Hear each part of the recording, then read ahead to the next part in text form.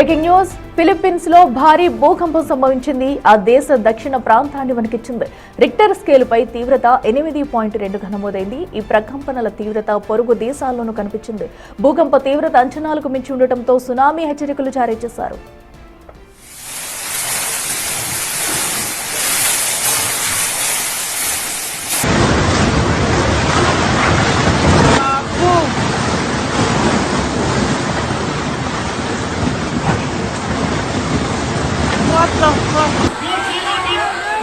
No, not John. Why, Lord?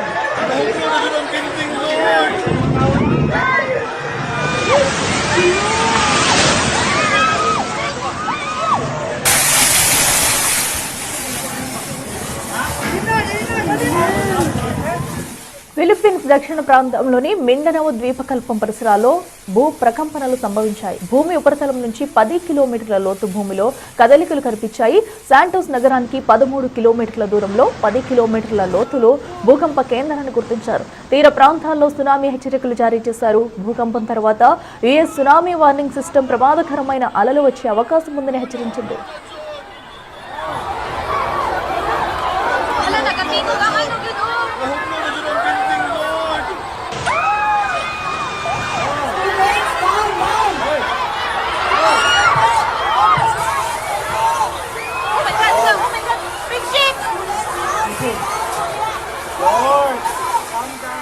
ఇక Philippines లో భారీ భూకంపం అయితే సంభవించింది. తెల్లవారుజామున ఈ భూ ప్రకంపనలు రావడంతో ఒక్కసారిగా అందరూ భయభ్రాంతులకు గురయ్యారని చెప్పాలి. రిక్టర్ స్కేల్ పై ఏకంగా దీని తీవ్రత 8.2గా నమోదైంది. సో ఇంత పెద్ద మొత్తంలో భూకంపం సంభవించడంతో సునామీ హెచ్చరికలు జారీ చేశారు. సో మనం చూడొచ్చు, ఏదైతే ఆ భూకంప సమయంలో కూడా మొత్తం భవనాలు కానివ్వండి, మొత్తం ప్రతి ఒక్కటి కూడా అక్కడ కదిలిన దృశ్యాలు చూస్తున్నాము. కొన్ని భవనాలు అయితే కూలిపోయిన దృశ్యాలు కూడా చూడొచ్చు. ఒక్కసారిగా భారీ భూకంపంతో ప్రజలంతా కూడా భయం గుప్పెట్లో పెట్టుకుని అక్కడ ఉన్నారని చెప్పుకోవాలి. ఒక పక్కన అటు స్కూల్స్ దగ్గర స్కూల్లో విద్యార్థులు సైతం కూడా భయంతో వణికిపోయారు. మరో పక్కన ఇళ్లల్లో అటు వాటర్ ఫ్లో కూడా ఎలా ఉంది, ఆ భూకంప ప్రకంపనలు వచ్చే సమయంలో అక్కడ సిచ్యువేషన్ ఏంటనేది కూడా ప్రతి ఒక్కరు తమ ఫోన్లలో రికార్డ్ చేశారు.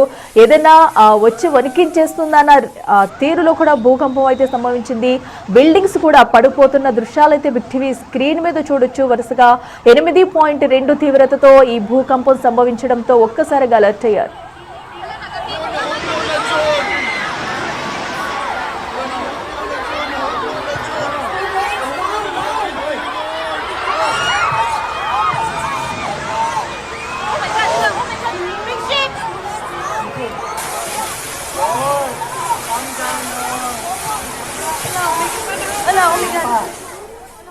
రెడ్డికి మరింత సమాచారం మా ప్రతినిధి శివ అందిస్తారు. శివ, అటు ఫిలిప్పీన్స్ లో ఏకంగా 8.2 తీవ్రతతో కూడా భారీ భూకంపం సంభవించింది. సునామీ హెచ్చరికలు కూడా జారీ చేస్తున్నారు. సో అక్కడ తాజా పరిస్థితి ఏంటి, ఎలాంటి చర్యలు తీసుకుంటున్నారు? అక్కడ ఫిలిప్పీన్స్ లో భారీ భూకంపం సంభవించింది. తెల్లవారుజామున ఈ భూమి కంపించినట్టుగా చెప్తున్నారు. రిక్టర్ స్కేల్ పైన దీని తీవ్రత 8.2గా నమోదైంది.